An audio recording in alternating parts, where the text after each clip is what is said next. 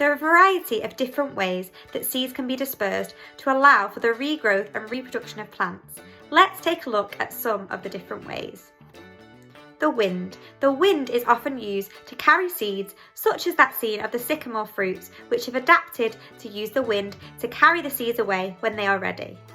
Some plants have pods of seeds that will simply burst open and shower the grounds with their seeds when ready.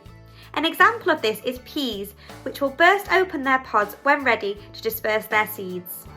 Some plants rely on being shaken to disperse their seeds. For example, poppies are reliant on the wind to shake and scatter their seeds out of their pods. Other types of plants are reliant on water to disperse their seeds or fruits. They will often grow on or by the water. An example of this is water lilies. Other plants make tasty fruits which encourage the animals to eat them and in turn pass through them with a ready supply of fertiliser. This ensures that the seed is given sufficient nutrients to help it grow.